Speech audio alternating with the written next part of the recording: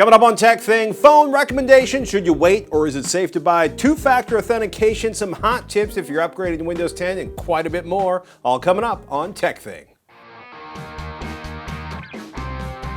If you get something useful out of this episode of TekThing, please consider contributing to the show at patreon.com/TekThing. We're brought to you by viewers just like you. Thanks so much. I'm Shannon Morse. And I'm Patrick Norton. And this is TekThing, where we make technology behave. At least on the good days. Hey, I want to mention, by the way, because everybody keeps asking, this is a Logitech keyboard. Yes. It is specifically the TV730, so you'll see us use it like every single day on the show. It's a little living room home theater. I don't think they even make those anymore, but it was designed for like living room use. There's a little mouse up here. If you close the lid, it's good for hitting Patrick with, according to Shannon. Yeah, it's totally awesome. And it controls the teleprompter. It does, for all of our bullet points. So I wanted to go ahead and jump into the show because we got tons of viewer questions for today. This one comes from David. Hello, Shannon and Patrick. Well, it is that time again. The contract is up and the old Samsung Note 3 is more than abused. What do I want out of my next smartphone? With so many options on the market, I could go mad trying to find all the phones that meet my needs. I currently have a Note 3 and I'm looking to replace it with a Note 5 or some other large screen device. With the iPhone 7/6S around the corner, I may get that instead, but I want to know what other options there are out there that have great battery life, 5.5-inch or larger screens, and decent cameras on them. Thanks, David N. Yes. So I should preface this by saying anybody out there thinking about getting a new phone, wait. There's this convention happening. It's called IFA over in Berlin from the 4th through the 9th. It's basically a smaller CES that happens in Germany, so we'll most likely see some new phones. It might be bigger. It's huge. It's a big deal. It's pretty big. So we'll most likely see some phones happening there being announced. So definitely wait for that. Yeah, and if you're thinking iPhone, you'll want to wait until after Apple's September 9th press event. Rumors only at the moment. We can probably expect, though, to see the Apple iPhone 6S and 6S Plus along with the new Apple TV. Personally, I think I might wait until October, though, because Google usually introduces their Nexus line in October, and Android Marshmallow was just announced, and there's a bunch of rumors flying around about one or two possibly Android phones being new Nexus is coming out in October. So if I do grab a new phone this year, I will most likely wait to see what happens in that market. But if you can't wait. If let's just say right now, you really, really, really should wait 2 or 3 weeks. Yeah. Because there's a lot of things happening in the phone market right now. But if I had to buy today a 5.5-inch or larger screen, that would be phablet size. So this would include your Samsung Galaxy Note 5 or the Edge Plus, the S6 Edge Plus. Both of those just hit. They're top of the line. They're touted as having excellent battery lives. Neither have removable batteries, though, or micro SD card support. Yeah.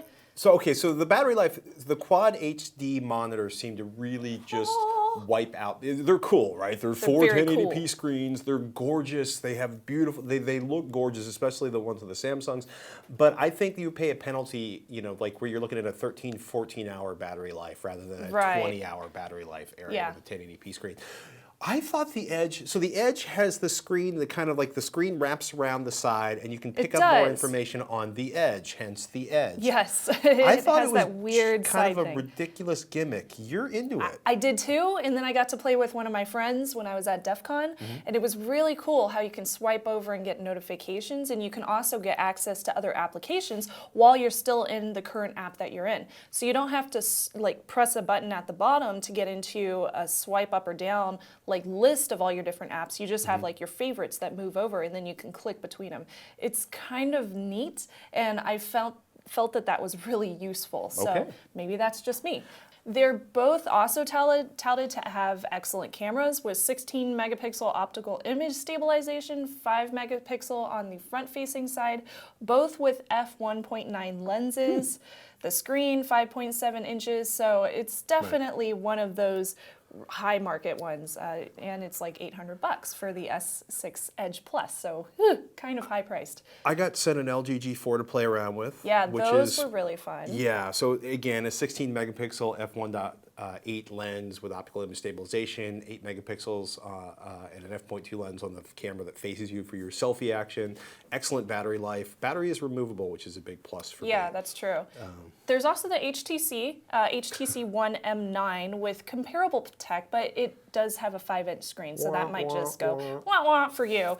Motorola also has the Moto G 2015 edition with mid-range specs at a 5-inch display, so both of those might be something that you want to consider if you want to go for a smaller line. I think it's for $180. I will say, okay, so the $180 version of the Moto G is 1 gigabyte of RAM, 8 gigabytes of storage. $220 gets you 16 gigabytes of RAM and 2 gigabytes of RAM and 16 gigabytes of storage. I would pay the extra $40 to double the amount of RAM. Yeah. Especially if you like to run lots of applications.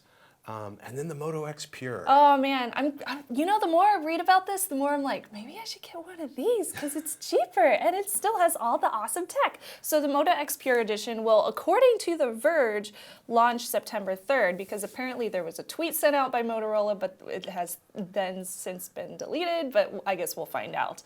It does have a 5.7-inch Quad HD display as well, 21 megapixel rear-facing camera, 5 megapixel on the front, f2.0 aperture lenses, and a 3,000 milliamp per hour battery. So that's very on par with other ones on the market, except it's $400 instead of $600 or $800. Or $800. Snapdragon 808 processor, 3 gigs of RAM. Nice. It's a 16 to 64 gig storage, but it does have a micro SD slot as well. So if you just want to get 16 gigs, you can go for that and just stick a micro SD card in it, which is great. I would probably take the new Moto X Pure Edition over the OnePlus 2. We have gotten a lot of questions about the OnePlus 2 in the last few weeks. Jason Howell just reviewed it. I was on the new screensavers this week.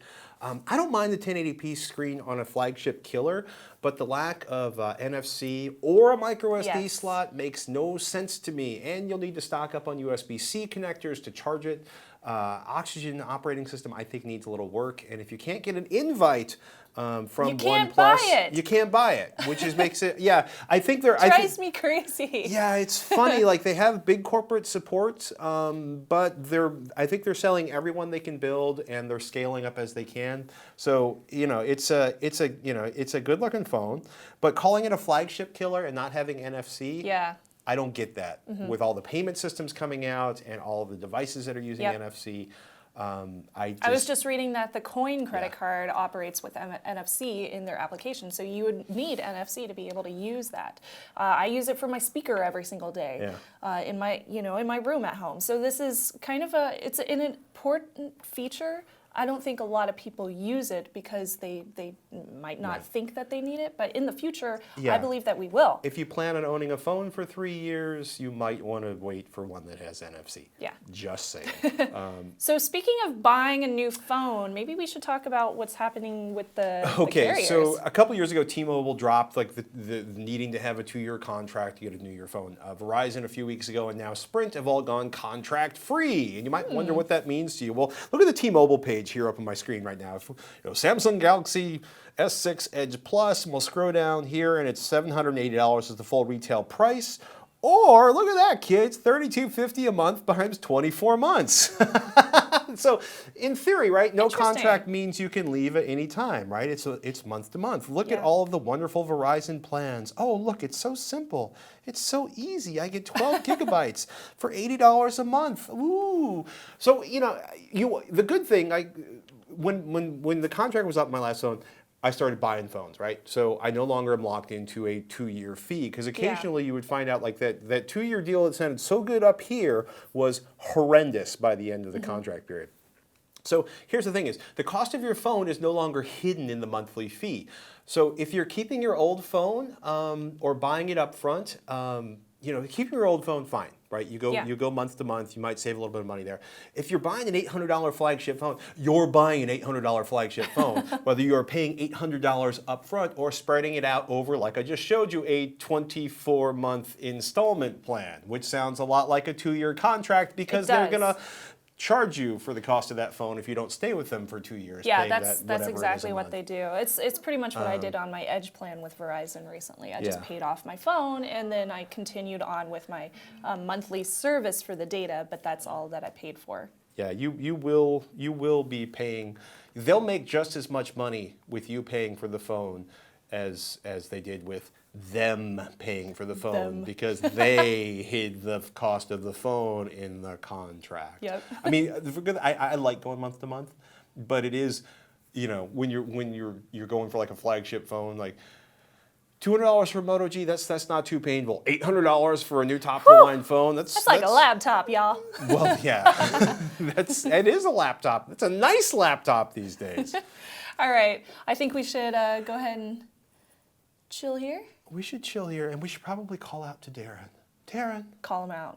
Yo, Darren. Darren. Yo. Hacking RFID and breaking into your Android smartphone. We've got that and more with DEF CON coverage abound over HAK5. This week's Rapid Fire Roundup is Shannon's top 3 two-factor authentication apps. Shannon, are you ready? I am ready. Go! Top 3 two-factor authentication 1 apps. So number 1 is Authy over at authy.com. It's available for lots and lots of operating systems, not just mobile, but it does include mobile for iOS and Android. It's very, very easy to set up with a text or a phone call to your physical phone. And the interesting thing about Authy is you can also store an encrypted copy of authenticated accounts. So if your phone gets lost or stolen, or if you have to reinstall your phone from factory settings, you can always get access to your accounts very easily, which is a slight problem that you'll run into with the Google Authenticator application, which is why I like Authy.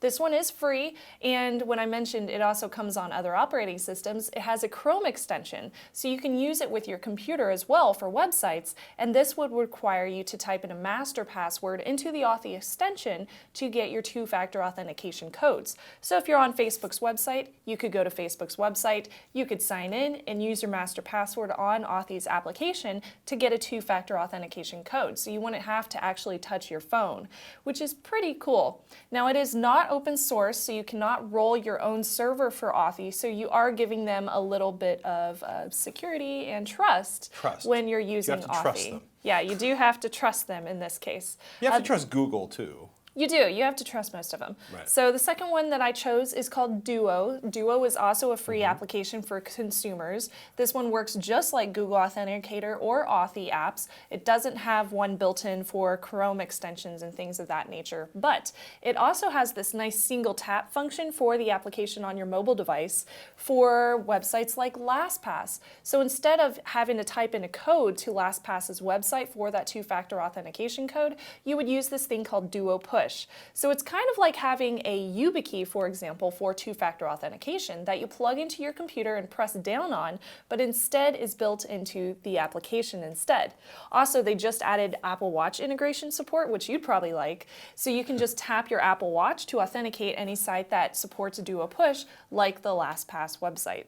So I thought that was a really cool setting, and they've been working very, very hard on their application, so it's very up to date and it's really user-friendly. So something that always gets me confused, I can turn anything into a two-factor authentication using these apps, or the sort of website or app vendors use these to create two-factor authentication. Unfortunately, tools. any of these applications do have to run with a website that already has two-factor authentication settings available. So the company that runs a website has to set up two-factor authentication availability for their users before you can actually use these apps. So. Bummer. Which brings us to number 3, the big mama of two-factor authentication. The big mama. So this is the one that pretty much everybody uses. It's Google Authenticator.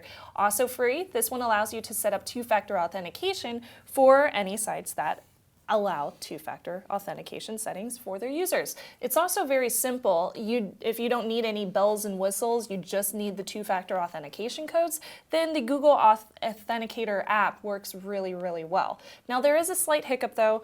As I mentioned before, if you lost your phone and you need those two-factor authentication codes to sign into an account, you would need to have your backup codes available from Google. So Google provides these to you when you first set up two-factor authentication in your user account, because it doesn't keep a backup of your accounts from the two-factor authentication application, if that sentence makes sense. I know I said app like 3 million times, but it works very well. Situation. Yeah.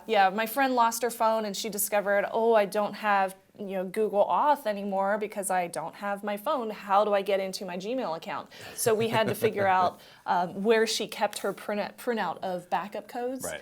And once we were able to find those, we were able to log in, and she was fine. But before that, we were like, I don't know what to do.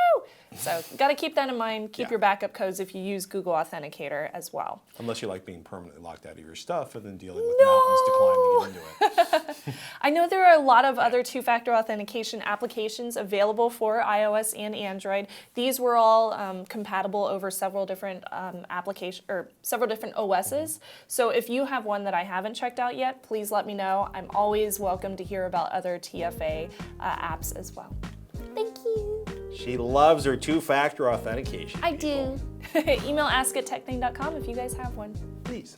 We got a Windows 10 installation question from Mike. He writes in, hey guys, I wanted to see if you could point me in the right direction. I just upgraded my system to Windows 10. I currently have a 1.5 terabyte hard drive running everything. I have a 240 gigabyte SSD I'd like to install, put the operating system on, and then have the 1.5 terabyte drive as my secondary drive to speed up boot times and overall performance.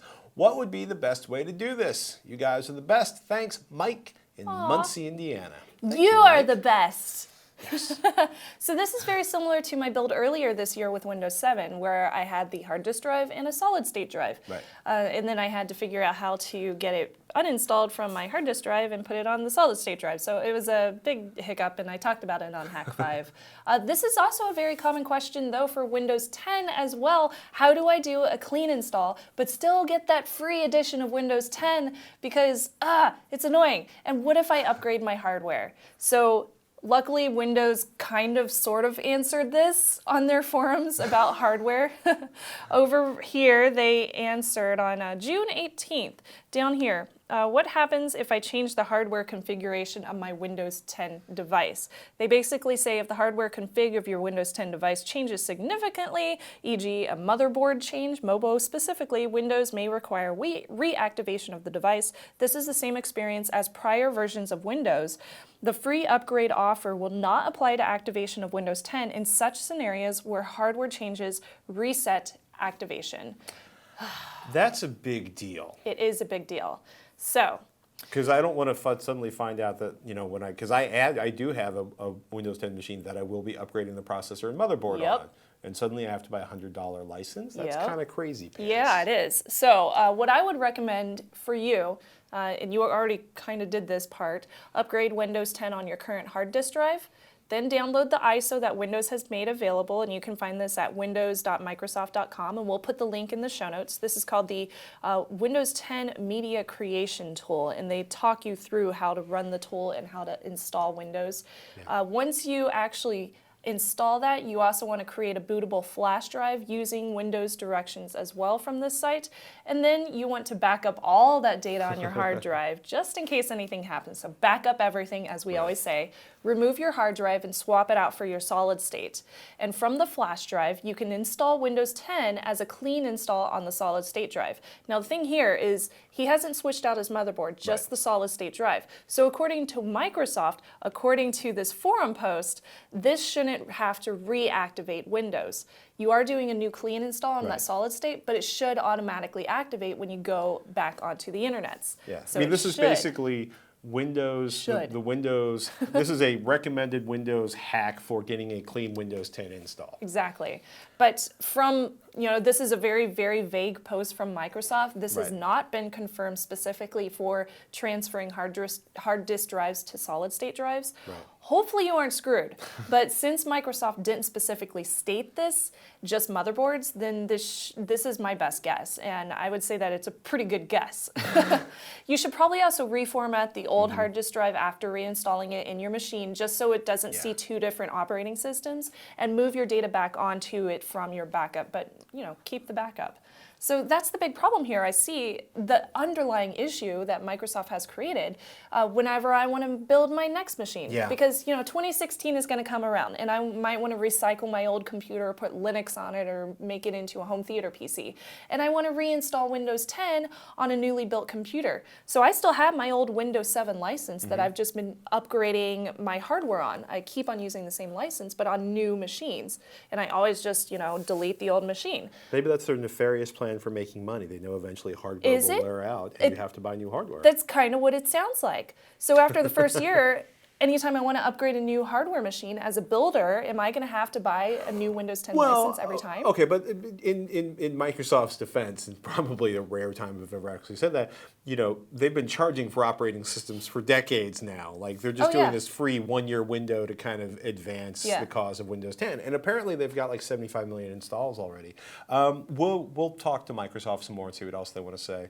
I'm okay with buying like one license as long as I don't have to activate it for specific hardware. If I can like buy a physical disk and stick it in my computer and just use it for each new build that I create, as long as I don't have it running on two machines, that should be fair. If you buy a full license, that's exactly what you can do, and we'll talk about that for a second. It's an interesting question. What happens to your Windows 10 upgrade after that first year? It concerns me. It is concerning. Well, you know, while we're talking about Windows 10 installs, Lawrence wrote in, "Hi, Patrick and Shannon. Please let viewers know that you can't perform a clean install of Windows 10 with a Windows 7 or Windows 8 product key. You have to upgrade from an activated copy of 7 or 8 or purchase a Windows 10 key. Love the show. Keep up the great work, Lawrence." Lawrence, thank you so much, because Lawrence sent us a link from the Windows website, and it pretty much comes down to don't wipe your 7 or 8.1 system and try to install clean unless you want to buy a full copy of Windows 10. You know, because it's funny, like the quote is like, "You created media and performed a clean installation of Windows 10 instead of first upgrading from your previous version of Windows. If you formatted or replaced your hard drive, you won't be able to use a product key to update to Windows 10. You'll need to install your previous version of Windows and then reinstall Windows 10. Well, it's so annoying. Yes, I understand why they're doing it.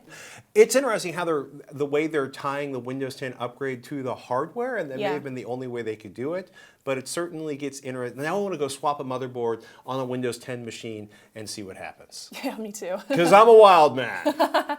Thank you, Lawrence. Really appreciate that email that you sent us. We will have more information when we have more information. Oh my goodness. Patreon.com/TekThing. We are viewer supported. This show is brought to you by you. You make the show happen.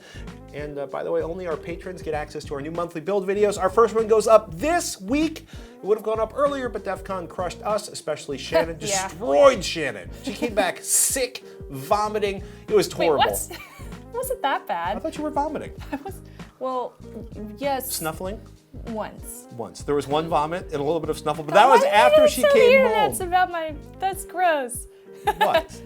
It was after. But yes, we will have a build video coming up this week. We're really excited about it. Oh my goodness. You can donate however much you want per episode. Every little bit counts and keeps the show going. And of course, if you can't donate, that's totally cool too. Take a moment to send us questions or tips or share the show with your friends and family. Give our video a thumbs up on YouTube. Subscribe to it wherever the subscribe button is down there. Like our Facebook page. All of that helps grow the show and make this possible. So thank you so much for supporting us. If you have a minute, if you could review the show on iTunes for us, that would be really awesome. It's true. It's true. Hey, I just wanted to take a second and thank everybody, seriously, for writing in and for commenting on our page, commenting on TekThing.com, on our Twitter, on Facebook, all those different places. We really appreciate all the questions that you bring in to us. And hey, it helps me learn, so I enjoy reading them. Speaking of which... Our goal is to answer all of them, and we will fail mightily, but we will try mightily too. We got a comment. This one is from Allwood. He comments on TekThing.com. I watch your YouTube blogs often. I honestly don't understand the common media's recommendations for cheap tablets. A viewer asked for your recommendation for a tablet for a toddler. Any iPad at $200 to $800 is just crazy. The Leap Tab at $149, really? A $400 Samsung Tab 4? How about a $99 brand new Asus Mimo Pad 7-inch, the ME176CX, or the $149 Asus Mimo Pad 8-inch ME181C?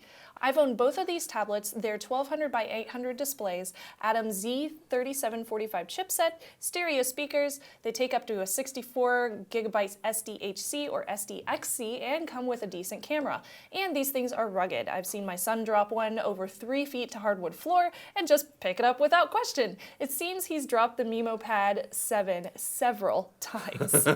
Thank you, Alwood. Okay, first up, I need to correct some information. The Galaxy Tab 4 7.0 sells for, actually, look, it's for $139 now, not $400. And I told folks I didn't think they should buy the Leap tablets, though many folks prefer the closed ecosystem. And look, let me tell you something. If you already own a ton of iOS software, like hundreds of applications or hundreds of dollars worth of applications, or a lot of iTunes media, iPads make a lot of sense. And my boys are still using a first-gen iPad from 2010 that works pretty much flawlessly. eBay, buddy. Well, yeah, there's Gazelle has some great deals. Refurbished has some great deals. There's a lot of ways to get iPads inexpensive. That said, $99 is super cheap, and Asus is a fairly reputable brand. And I thank you for the recommendation. For what it's worth, the Mimo pads are end of life and being replaced by the Asus ZenPad, which is a fairly similar kit for about $99. Alwood says the Asus software works great, and we'll see if we can get one of the new Zen pads in for testing.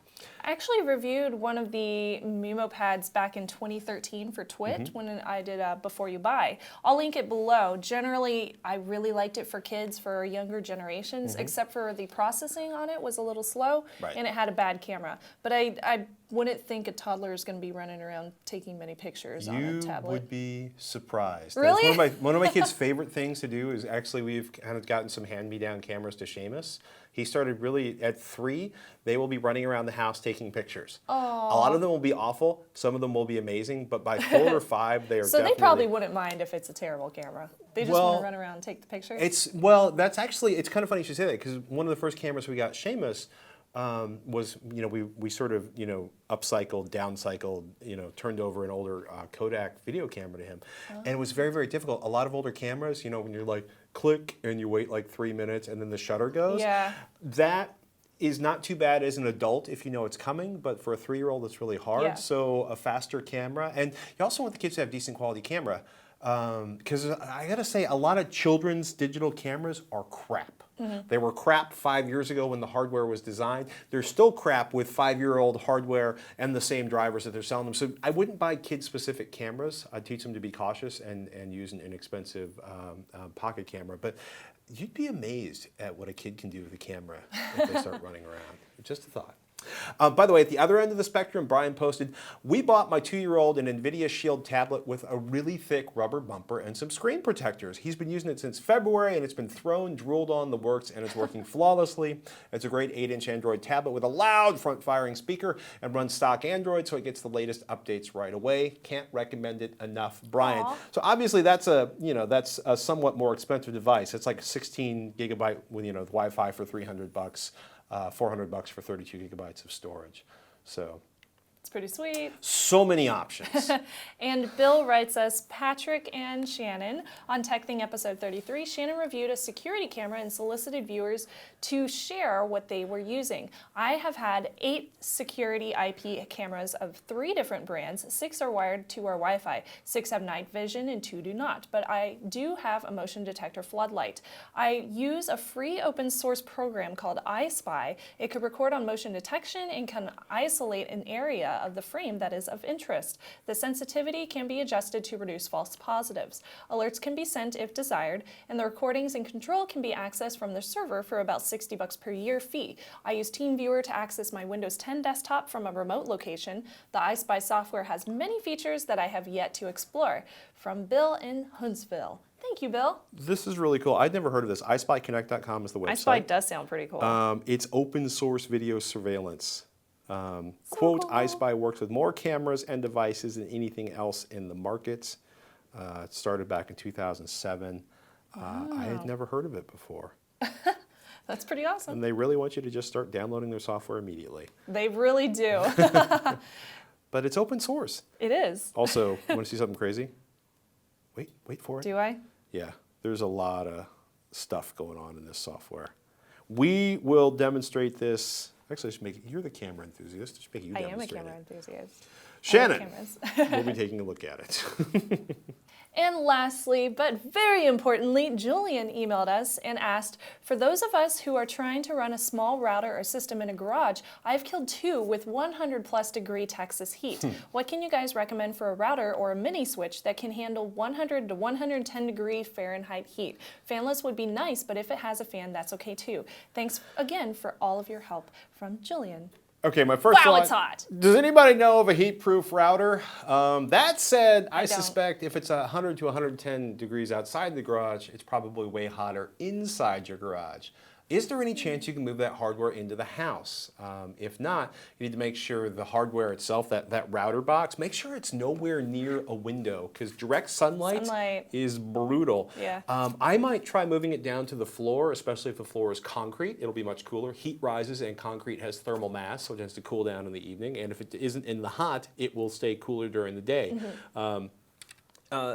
Seriously though, about the only thing you can do with a router, either remove the case or crack open the case on the router and drill holes into the top. Oh boy. Well, no, but it's it's funny. You have a point though. It's not funny at all. Like, here's the holes for ventilation in the bottom of this router. Here is the top. It has no ventilation. Heat goes up and it stays in the lid. So either drill a bunch of holes in this and cover it with nylon or pantyhose, or just take the whole thing out of the case. Setting up a biscuit fan that blows air on or over the router might help. Just keeping a fan going inside the garage to move the air around can help a lot. And of course, there's always sealing and insulating the roof of the garage, adding ventilation to reduce the amount of heat buildup inside. It's amazing, and that's a pretty big project, right? But if you seal the living space and you insulate the ceiling above the ceiling, it will make a huge difference in the internal temperatures of the garage. And then if you vent to the ridge line, basically, and this is a big project, right? But venting at the eaves up to roof vents will considerably drop the temperature on the underside of the roof and considerably lower the temperature inside the garage. That's a lot of work, but the thing is consumer routers are made to operate in consumer temperatures, and most people don't sit in their apartment or their house at 110 degrees. So at some point you're going to hit the thermal envelope on this. If nothing else, keep air blowing, like rip it out of the case, point a fan at it, and hopefully that will help keep it going. 110. Just rip it apart. Well, as ridiculous as that sounds, it's warranty will probably not be available after that. Well, the warranties, if you're melting routers, you may as well do something, because it's going to die. It's going to die like a day after the warranty ends anyway. Oh yeah, they always do. That's hardware. Hey, thank you again to everybody who wrote in from last week about Ethiopian cuisine recommendations. A few people sent in restaurants, so I definitely need to go check those out. And remember, once in a while, if you don't feel like going to a restaurant, but you really want to step away from your phone screen and close your laptop for a moment and just do something analog, I have a good idea for you. Play a card game like, I'm going to grab this one right here, The Contender.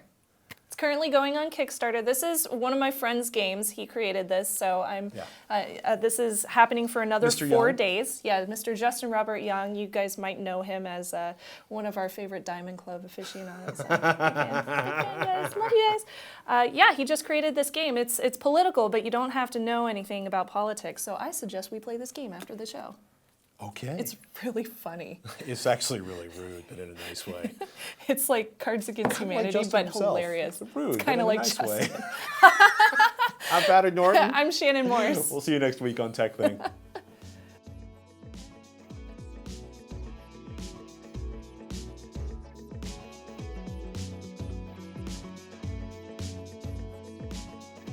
Do not drill through the router. Remove the router from the case before drilling the case. This is my router. There are others like it, but this one is mine. Without me, my router is nothing. Without my router, I am nothing. Gold standard for democracy. In your term, what will you do to ensure that countries continue to embrace the steel ballot box over the iron fist of dictatorship? Actually, Shannon, you forgot something. I'm like you, but with actual responsibility, you can't even raise your kids. You can only play 3. Oh, good. Then I didn't get to the really nasty ones. This is so odd. So then we'll have like 3 Attack, other attack, candidates, and I'll choose whichever one was the best, based on your argument. Isn't that funny? So basically, I want to be really nasty. Pretty much. You can. Or you could go very nice and see if you win that way. Because it all depends on the... Fickleness of the person holding the yeah, exactly. The fickleness of the topic holder. worst title for a Gotta novel. know my personality, buddy. You Shannon. don't know me. No, I don't. Thank You you. are a mystery wrapped in an enigma, wrapped in technology. Wrapped in stars, but the star stuff. Star stuff. We are all made of star stuff. Stars. Each and every one of you is a star, and make TekThing happen. A star in my heart. Ready to drill some holes? Oh God. Should I leave?